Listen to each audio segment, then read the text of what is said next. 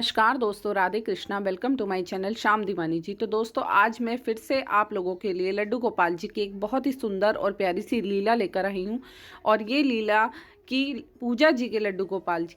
तो चलिए स्टार्ट करते हैं वीडियो को। मैं बताती हूँ पूजा जी के जीवन में कैसे आए उनके लड्डू गोपाल जी।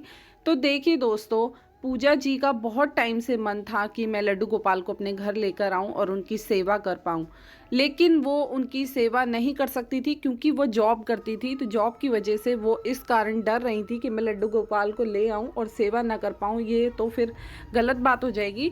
इसी वजह से वो लड्डू गोपाल को नहीं ला पा रही थी और वो दिन पर दिन इतना दुखी रहने लगी, मन से इतना परेशान रहने लगी, क्योंकि वो जब भी लड्डू गोपाल की बात सुनती या कहीं भी लड्डू गोपाल जी को देखती तो उनके मन में बस एक ही बात रहती कि मैं भी लड्डू गोपाल जी अपने घर लेकर के आऊं। लेकिन वो परेशान बहुत रहने लगी। तो उसको एक दिन उसकी फ्रेंड ने देखा, यानी कि पूजा जी को उनकी फ्रेंड ने जब देखा इतना दुखी और परेशान, तो पूजा जी से पूछा उनकी फ्रेंड ने कि तुम इतनी परेशान और दुखी क्यों रहने लगी हो, क्यों इतना मतलब तुम बातें भी नहीं करती हो पहले के जैसे।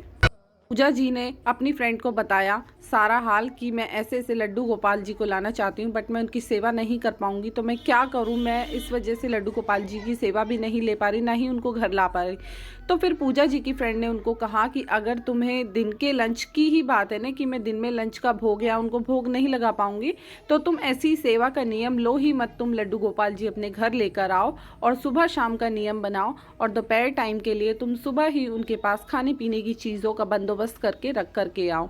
तब पूजा जी ने जब ऐसी बात सुनी अपनी फ्रेंड की, तो उनको बहुत ही तसल्ली हुई और उन्होंने सोच लिया कि अब मैं लड्डू गोपाल जी को अपने घर लेकर ही आऊँगी।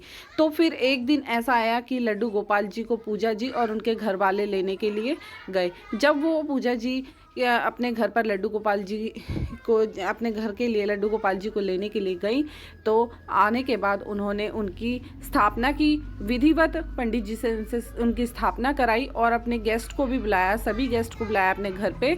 और उसके बाद उनका नाम भी करा, यानी कि नामकरण भी उनका करा। और जब उनका परिवार खाना खाने के लिए बैठने लगा, तो उन्होंने सभी को खाना परोस दिया। लेकिन पूजा जी का दुखी सा मन रहने लगा बहुत, और उनको ना एकदम से बच्चे के रोने की आवाज़ आई।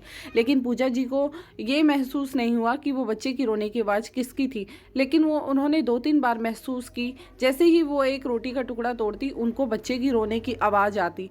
लेकिन फिर उन्होंने अपने परिवार वालों से कहा कि क्या तुम्हें भी ऐसे किसी बच्चे की रोने की आवाज़ आ रही है। तो परिवार वाले बोले कि नहीं, हमें नहीं आ रही, तुम पूरा दिन थक गई हो ना, इसलिए तुम्हें ऐसी कोई आवाज़ आ रही होगी, तो तुम खाना खाओ।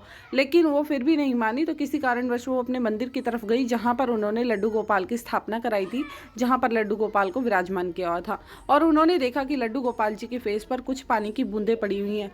तब उनको लगा कि मैंने लड्डू गोपाल जी को खाने का भोग नहीं लगाया, तो शायद इस वजह से ये हुआ है, और इसी वजह से मुझे बच्चे के रोने की आवाज़ आई। और फिर उन्होंने क्या करा, लड्डू गोपाल जी से माफ़ी मांगी और उनको तुरंत सभी जो भी घर में खाना बना था उसका भोग लगाया। और उसके बाद उन्होंने क्या देखा कि लड्डू गोपाल जी के चेहरे पर एकदम से स्माइल आ गई, और बहुत ही प्यारी सी मुस्कान भरी हुई स्माइल लड्डू गोपाल जी के चेहरे पर उन्होंने देखी, और उनको बहुत ही अच्छा लगा। और उन्होंने लड्डू गोपाल जी से माफ़ी मांगी और उनसे एक बात भी कही कि अब जब भी मैं घर पे रहूँगी तब आपको भोग लगाया करूँगी खाने का।